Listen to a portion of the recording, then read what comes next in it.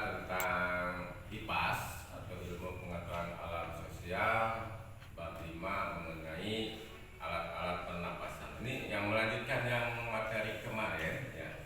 Kemarin pelajaran mata pelajaran yang kedua ya. Yang kemarin itu kita membahas tentang alat pernapasan manusia, dan ini model alat pernapasan yang sudah kalian buat. Bapak bawa salah satu contohnya yang sudah sesuai ya, dan memang sudah bekerja sesuai dengan fungsinya.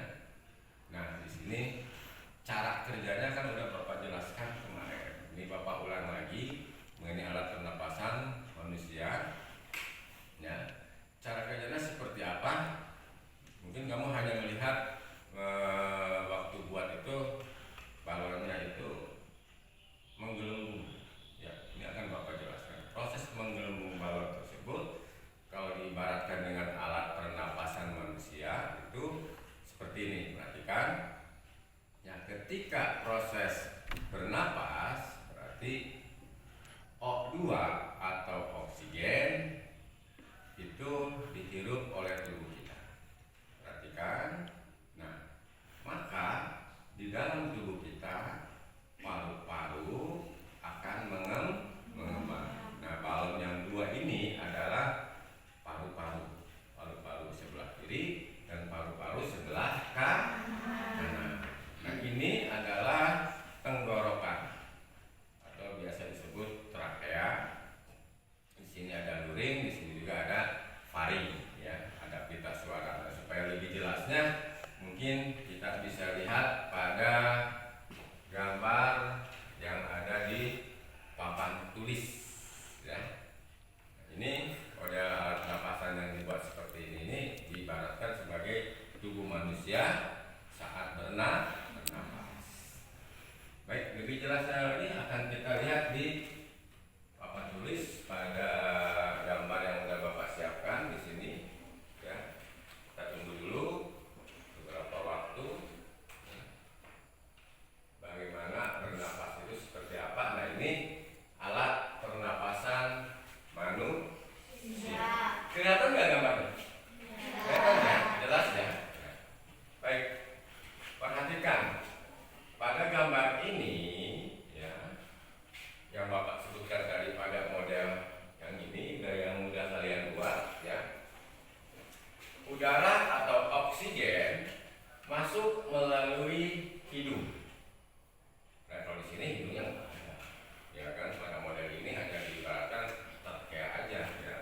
Melalui hidung, pada hidung udara masuk melalui tenggorokan. Nah, ya ini di sini ada paring. Paring itu katup yang ada di langit-langit mulut, itu namanya paring. Ya, katup itu. Jadi ketika udara masuk, katup itu akan membuka. Ya. Kapan katup itu menutup? Ketika kamu sedang makan. Maka katup tersebut akan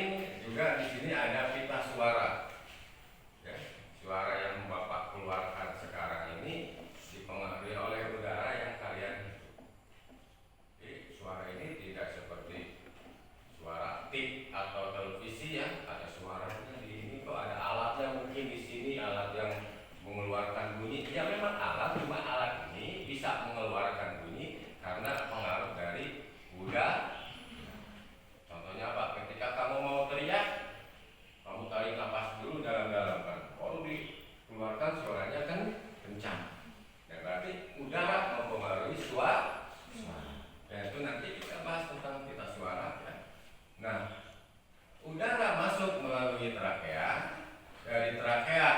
Nah, ini ada paru-paru kiri dan paru-paru sebelah kanan. Berarti kalau ada kiri ada kanan berarti bercabang trakeanya. Ya, percabangan pada trakea dinamakan bronkus. Ya, percabangan namanya bronkus. Pada bronkus terjadi lagi percabangan dinamakan alveolus. Ya, maaf, ini agak sedikit trouble ya, teman-teman. Ada alveolus. Pada alveolus itu terjadi proses pertukaran udara. Ya, udara itu apa saja yang Bapak masukkan udara di sini adalah ada oksigen dan ada karbon dioksida. Ya. Ada O2 atau sebutnya oksigen dan ada CO2 atau karbon dioksida. Nah, ini terjadi proses pertukaran di sini. Nah, di paru-paru. Jadi gelembung-gelembung ini dari setiap percabangan bronkiolus, ada bronkus, ada bronkiolus. Kalau pada gambar ini tidak dijelaskan bronkiolusnya. Ya, jadi ketika ada percabangan di sini, kalau Bapak gambarkan, ini bronkus. Nah, setiap percabangan pada paru-paru di sini ada lagi namanya bronkiolus. Setiap bronkiolus terdapat alveolus. Gelembung-gelembung ini di dalamnya ada O2, ada CO2, ada oksigen dan ada karbon dioksida. Selesai bernapas? Belum. Prosesnya belum selesai. Itu baru menghirup udara. Ya. Terus udara dikeluarkan lewat mana? Pak, lewat belakang. Lewat belakang mah itu namanya bukan bernapas, tapi kentut, namanya beda lagi. Itu kaitannya dengan alat pencernaan manusia. Udara ini dikeluarkan kembali melalui trakea. Balik lagi Pak, ya. Bedanya dikeluarkannya melalui mulut. Melalui mulut. Ya, ketika kita menghirup menggunakan hidung, ya, dari hidung dikeluarkan lagi melalui mulut. Ya. Nah, yang keluar melalui mulut itu bukan O2, bukan oksigen, tetapi CO2. Ya. Jadi CO2 itu apa Pak? CO2 itu awalnya adalah oksigen yang masuk ke dalam tubuh kita, terus terjadi proses pembakaran.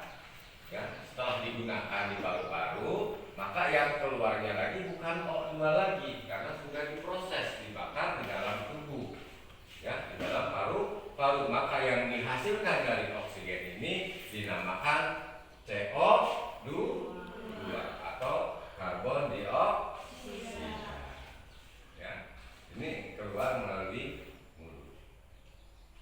Yaitu proses bernapas. Apakah selain CO2 ada lagi? Yang lainnya ada. Namanya H2O. Ya, H2O ini adalah hidrogen dioksida. Hidrogen dioksida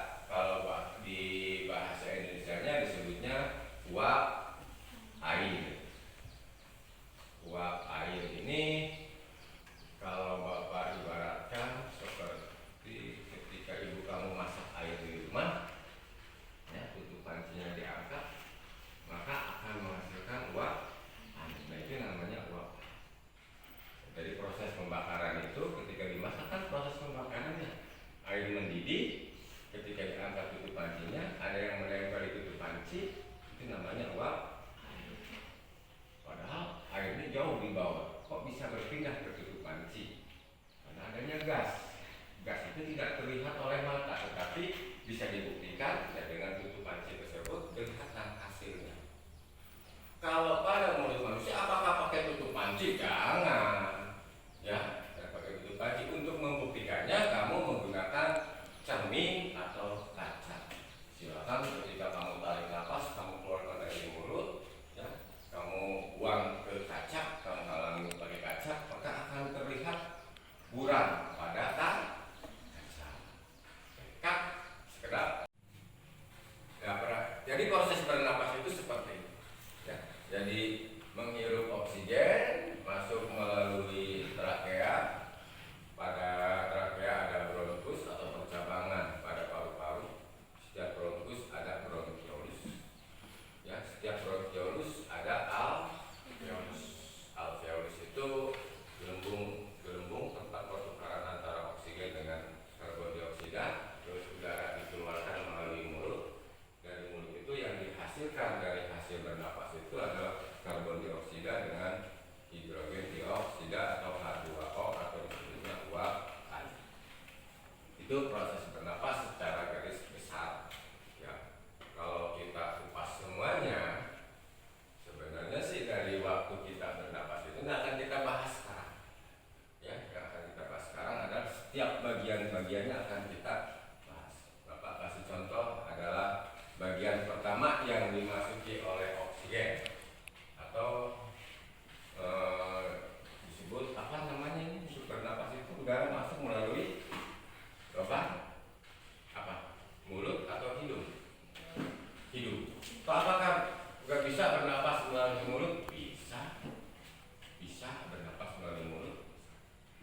Ya, tapi hakikatnya bernapas itu harus melalui hidung. Kenapa? Sesuai dengan fungsinya. Kalau mulut itu untuk makan. Ini Tuhan menciptakan terpisah. Ya, tidak satu lubang. Kalau hidungnya nggak ada, apakah manusia bisa hidup? Bisa. Cuma mulut itu berfungsi sebagai tempat bernapas, juga tempat makan. Tetapi kan Tuhan tidak menciptakan seperti itu. Allah menciptakan lebih sempurna lagi untuk bernapas, dipisahkan tempatnya melalui lubang hidung. Kenapa? Bapak bayangkan seandainya dibuat satu tempat, pada mulut kita terdapat bulu hidung. Kita makan, ada bulu hidungnya. Enak nggak makan? Nolennya susah. Kenapa? Karena pada bulu hidung itu akan menghambat makanan masuk. Makanya Allah menciptakan hidung terpisah dengan mulut karena fungsinya hanya untuk bernapas. Ya, karena pada lubang hidung terdapat bulu hidung dan tidak usah nunggu dewasa dulu. Kalau laki-laki kan, Pak, kalau laki-laki pengen berkumis harus 15 tahun dulu atau 17 tahun dulu baru keluar kumisnya. Kalau bulu hidung itu dari kecil kamu sudah punya bulu hidung, nggak nunggu 17 tahun lagi. Kenapa? Allah sudah tahu kita bernapas itu dari kecil. Dari kita lahir itu sudah bernapas. Ya, makanya bulu hidung itu tercipta ketika kamu sudah lahir, sudah ada bulu hidung. Kok ada bulu hidung, Pak? Ya. Buat apa? Fungsi bulu hidung itu adalah untuk menyaring kotoran. Nah, di sini ada yang mau ditanyakan, silakan. Ya. O2, oke. Ya, Bapak dari awal tadi ya kurang jelas mungkin ya menjelaskan O2. Oke. Ada lagi yang mau bertanya? Ya. Oke, O2 dengan CO2. O2 dengan CO. Bingung ya? Disingkat O2. CO2. Nah, sederhana sekali, ada O2 dan CO2. O2 itu simbol ya, simbol pada bidang ilmu pengetahuan di kimia. Nanti kamu akan belajar tentang O2, CO2 dan simbol-simbol yang lainnya itu ketika kamu masuk ke tingkat SMP, SMA, itu akan kamu pelajari di situ ya. Tapi sekarang kalau tingkat SD hanya baru pengenalan ya. O2 itu adalah O-nya itu oksigen. Oksigen adalah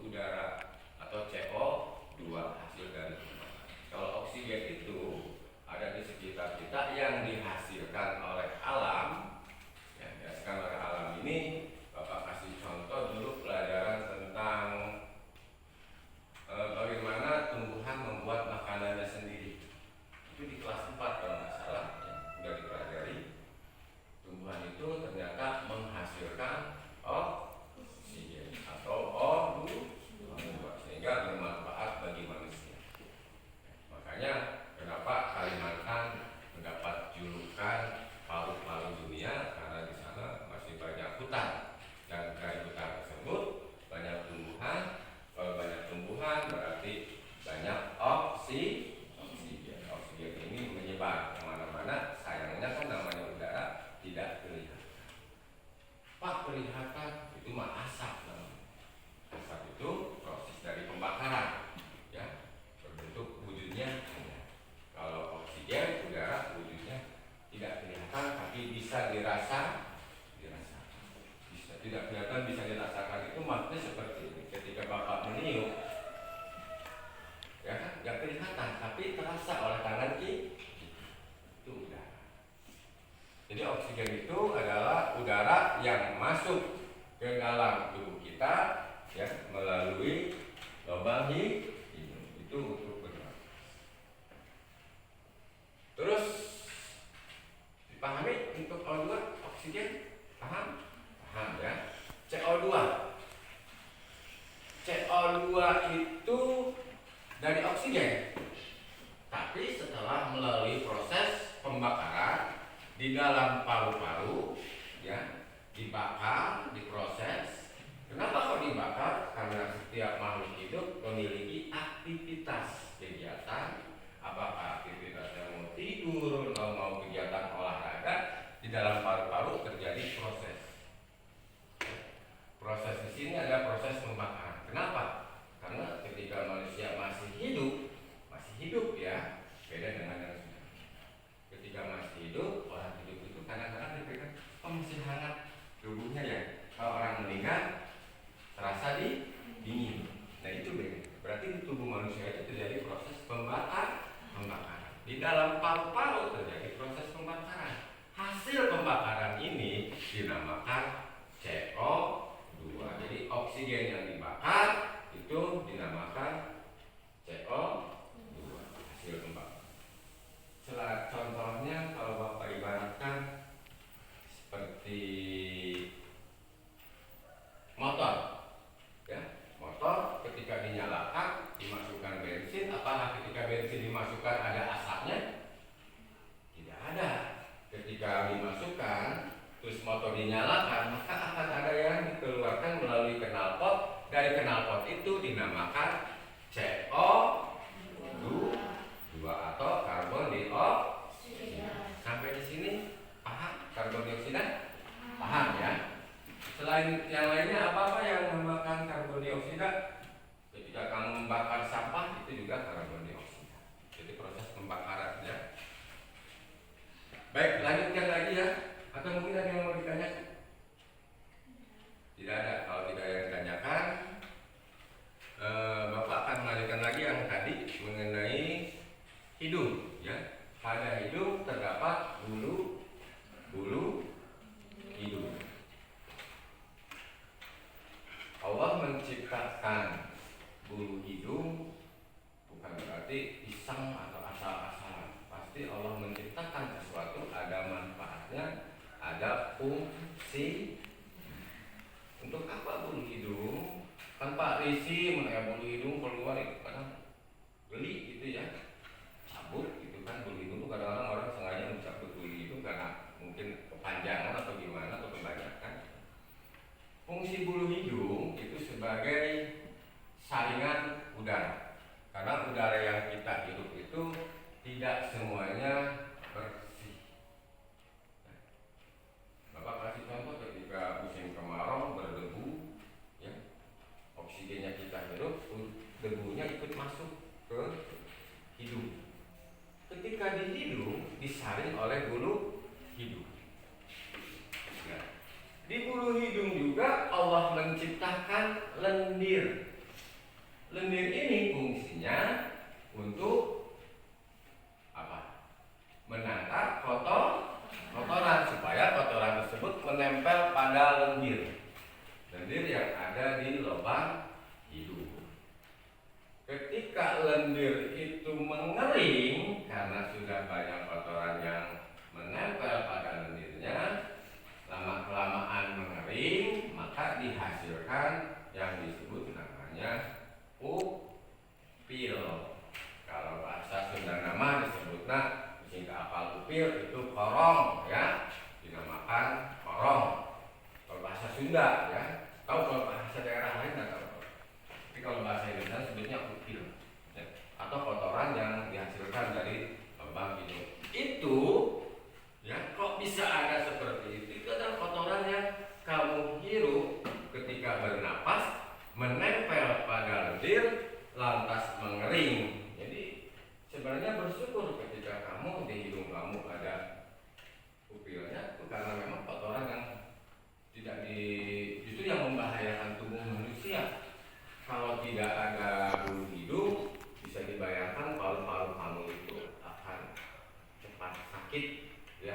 karena terinfeksi oleh kotoran atau debu. Apakah bahaya debu tersebut? Bahaya. Sangat bahaya. Karena di dalam debu itu bisa saja ada bakteri, ya, atau macam-macam penyakit yang kita tidak bisa lihat. Sekarang contoh kecil aja dari debu, ya, yang dihasilkan dari debu. Bapak kasih contoh, misalkan dari debu tersebut ada kotoran binatang yang sudah mengering bercampur dengan tanah, jadilah debu. Kamu bayangkan aja seperti itu. Ya, karena kalau binatang itu kan daerahnya sembarang. Atau mungkin ada kotoran yang lain, ya, misalkan ada bahan kimia, misalkan ada oli yang terbuang, minyak yang terbuang pada tanah menjadi debu bercampur, kamu hirup juga, sebelum nyampe paru-paru keburu ditahan oleh bulu hidung. Makanya bersyukur ada bulu hidung. Jangan dicukur bulu hidungnya, digundulin, jangan. Ya, karena Allah menciptakan bulu tersebut untuk menjaga paru-paru kita agar tetap sehat. Ya, itu yang dinamakan proses berenang. Sampai di sini bisa dipahami materinya? Bisa dipahami. Oke, Bapak mau bertanya sekarang. Ketika bernapas, ya, yang kita hidup itu apa? Apa? Oksigen. Yang kita keluarkan itu apa? Karbon dioksida. Selain karbon dioksida, apakah ada lagi? Apa namanya? Boleh sebutkan aja, apa? H2O atau hidrogen dioksida, atau disebut uap air. Jadi kalau ditanya, Pak, saya mah apakah harus hafal H2O atau hidrogen dioksida? Kamu cukup jawab uap air aja sudah betul jawab. Ya, uap air. Nah, itu proses bernapas. Jadi kita tahu kita bernapas itu ternyata nggak semudah yang kita gambarkan, kita bayangkan. Bernapas itu tinggal dihirup, keluar lagi lewat mulut, dihirup. Enggak, ternyata prosesnya adalah melalui proses yang Bapak sebutkan tadi. Ya, harus melalui dulu laring, terus melalui paring, laring, dari laring masuk ke bronkus, dari bronkus ke bronkiolus. Setiap bronkiolus terdapat alveolus sebagai tempat pertukaran antara oksigen dengan karbon dioksida. Lalu udara dikeluarkan kembali melalui trakea, yaitu dikeluarkannya lewat mulut. Di sini kamu harus mampu menjelaskan setiap bagian-bagian. Tujuannya untuk apa? Justru harus ada pemahaman. Jadi tidak hanya kita berdasarkan gambar, tapi memahami. Karena apa? Karena semua yang kamu pelajari hari ini ada di tubuh kamu. Semuanya. Jadi kamu kalau mau mencari tahu, nggak perlu kamu membuka tubuh kamu, membedah tubuh kamu untuk dilihat. Nggak perlu, karena di sini sudah ada gambar, sudah Bapak jelaskan. Ya. Tinggal kamu pelajari, oh ternyata di tubuh saya itu seperti ini. Di dalam. Ya kelihatannya sih kalau dari luar casingnya bagus sih, tapi ketika dibuka di dalam tubuh manusia itu rumit. Ada jantung,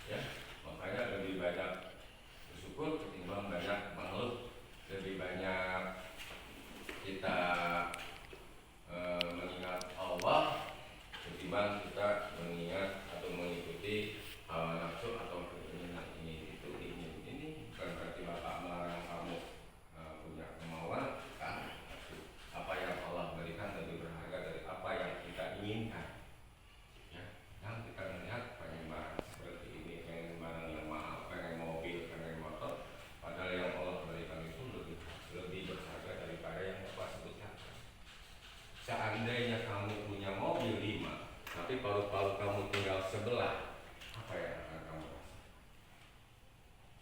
Seandainya paru-parunya cuma ada 1, maka kamu akan memiliki tubuh yang sangat lemah. Seandainya ya ada misal paru-parunya cuma. Karena ketika satu barang tidak lengkap, maka hasilnya bekerjanya tidak akan maksimal. Karena seperti motor, rodanya cuma 1 dengan motor yang rodanya 2, beda kan? Kalau motor rodanya 2 dia akan kencang larinya, kalau motor rodanya 1 dia akan lambat. Seperti itu. Jadi di sini kita pelajari tentang manusia dengan tujuan kamu paham dan paham tentang alat pernapasan manusia. Dari ilmu pengetahuannya kamu ngerti, ya, bisa menjelaskan proses bernapas, ya. Keduanya, setelah kamu paham proses bernapas, kamu mampu menjaga tubuh kita supaya tetap sehat, paru-parunya tetap sehat, alat pernapasan semuanya juga tetap sehat, mulai dari hidung sampai ke paru-paru itu harus dijaga. Karena ketika kita merawat atau kita menjaga alat pernapasan kita atau tubuh kita, di situ salah satu cara bersyukur kepada Allah dengan tidak merusaknya, dengan tidak menggantinya. Ya, banyak kan sekarang ya orang pengen kelihatan hidungnya mancung, dioperasi. Ya, operasi ujung-ujungnya hasil operasinya gagal, bukannya mancung, hidungnya malah gambar terbenam, hilang, rata hidungnya, ya kan? Ada kesulitan untuk bernapas. Apa yang Allah berikan, mau mancung, mau hidungnya kresek, karena bukan bentuk yang kita cari. Yang kita butuhkan adalah fungsi. Fungsi hidung adalah sebagai alat pernapas. Bahkan biar kelihatan cantik, biar kelihatan ganteng, ya, Allah memberikan bentuk seperti itu yang sempurna. Karena belum tentu hidung mancung juga akan membuat seseorang sikap karakter orang itu menjadi baik, belum tentu. Punya wajah cantik, karakternya baik, belum tentu. Karena kadang-kadang yang cantik, di antaranya jika ada yang terlalu bangga dengan kecantikannya, timbulnya sombong, ya kan? Hati, ya. Itu pelajaran yang kita pelajari dari sisi kan kita pelajari tentang kipas, ilmu pengetahuan alam. Kok larinya ke agama? Ilmu pengetahuan alam dan sosialnya kita dapat, pengetahuan alamnya juga kita dapat, akademiknya juga kita. Nah, di sini Bapak tinggal mengetes kalian nanti dalam tugas soal aja, karena prakteknya sudah kalian buat ini, ya. Karena memang bentuknya seperti ini. Jadi tidak seperti yang kamu harapkan, bikin mainan, enggak, ya. Ini contoh alat pernapasan manusia dan ini berfungsi dengan baik alat. Ya, kita lihat berfungsi ketika bernapas. Apa yang bawah ini apa? Ini diafragma. Kalau di sini ada diafragma, jadi ketika kita menghirup udara maka tubuh kita itu akan mengembang. Itu diafragma, bernapas melalui perut. Perutnya umum kita kempeskan. Nah, itu bernapas juga mengisi ke bagian perut, bukan cuma ke bagian paru, tetapi ke bagian perut juga masuk. Kalau tidak ada yang ditanya atau ada yang bertanya lagi, silakan. Tidak ada? Kalau tidak ada yang bertanya, Bapak anggap kalian memahami tugas kalian nanti, karena ini sudah dibuat sebagai catatan aja, ya, sebagai catatan saja. Silakan kalian gambar seperti yang sudah Bapak jelaskan di sini. Bentuknya hampir sama seperti ini, ya, bentuknya. Pak, harus persis gambarnya. Wah, saya nggak bisa menggambar. Yang penting bentuknya, wujudnya adalah wujud manusia.